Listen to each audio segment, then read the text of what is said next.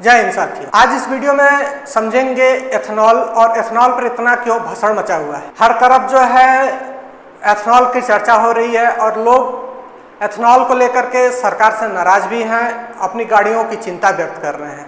तो चलिए समझते हैं इस वीडियो में कि एथेनॉल बनता कैसे है और किन देशों में एथेनॉल उपयोग में लाया जाता है। भारत में कब से एथेनॉल प्रयोग में लाया जाने लगा और इससे क्या प्रॉफिट हो सकता है और आपकी गाड़ी को क्या नुकसान हो सकता है, तो इस वीडियो में यही समझेंगे। बायो एथेनॉल एक जैविक ईंधन है जो पौधे कृषि उत्पादों से बनाया जाता है। मुख्य रूप से एथिल एल्कोहल C2H2OH होता है, लेकिन इसे जैविक ईंधन पेट्रोल के बजाय नवीनीकरण स्रोतों से तैयार किया जाता है। सरल भाषा में कहें तो यह एक तरह की शराब है, लेकिन ईंधन के रूप में इस्तेमाल किया जाता है।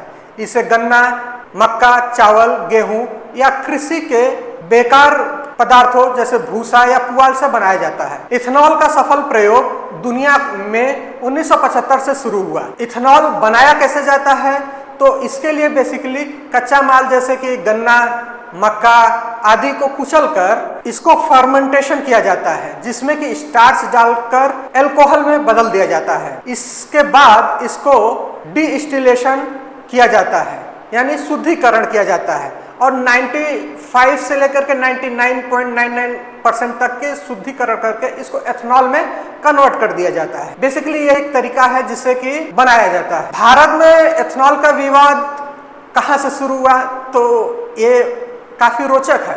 भारत में एथेनॉल ब्लेंडिंग की शुरुआत 2003 में हुई। शुरू में यह सिर्फ 5% ब्लेंडिंग की जाती थी और 9 राज्यों और 4 केंद्र शासित प्रदेशों में पायलट प्रोजेक्ट के रूप में इसे लागू किया गया था। 2014 तक ब्लेंडिंग दर बहुत कम, लगभग 1.5 थी। 2014 के बाद मोदी सरकार ने एथेनॉल ब्लेंडिंग में तेजी लाई और 2022 में इसमें 10% तक ब्लेंडिंग का लक्ष्य रखा और जिसे हासिल किया, और 2025 में इसमें 20% तक का लक्ष्य रखा, जो 5 साल पहले ही अपने लक्ष्य से पहले ही हासिल कर लिया। आज के समय में एथेनॉल में E20 अनिवार्य रूप से लागू कर दिया गया है देश भर में। भारत में मुख्य रूप से एथेनॉल पर क्या विवाद है, तो बेसिकली देखा जाए तो माइलेज की कमी। लोग शिकायत कर रहे हैं कि उनकी गाड़ियों में 5 से 10% तक की माइलेज की कमी आ रही है।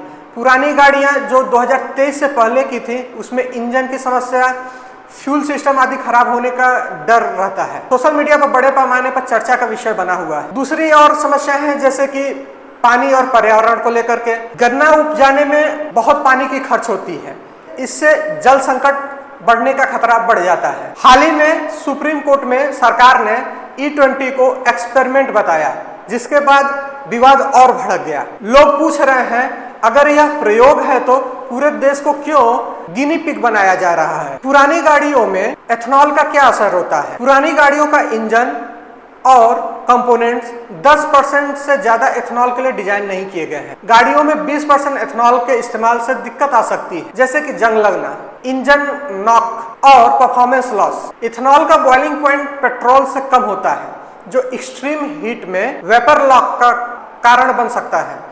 इससे इंजन स्टार्ट न होना या बीच में बंद होना जैसी दिक्कत आ सकती है। तो आपका सवाल होगा, क्या इथेनॉल का पेट्रोल यूज करने से आपकी गाड़ी पूरी तरह से खराब हो सकती है, तो इसका जवाब है नहीं। ज्यादातर मामलों में धीरे धीरे डिग्रेडेशन होता है, अचानक इंजन फेल नहीं होता।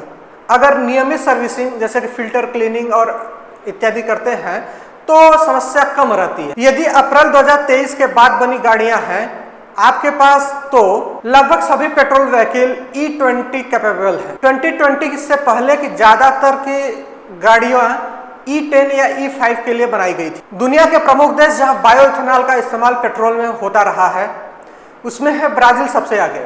यहाँ पर E27 यानी कि 27% एथेनॉल अनिवार्य रूप से पेट्रोल में मिलाया जाता है। यहाँ पर फ्लेक्स फ्यूल व्हीकल FFV बहुत आम है, जो E10 एथेनॉल पर भी चल सकते हैं। बात करें ब्राजील के बाद तो अमेरिका इसमें सेकंड नंबर पर आता है। यहाँ पर E10 एथेनॉल पेट्रोल में मिलाया जाता है और कुछ जगहों पर E15 उपलब्ध है।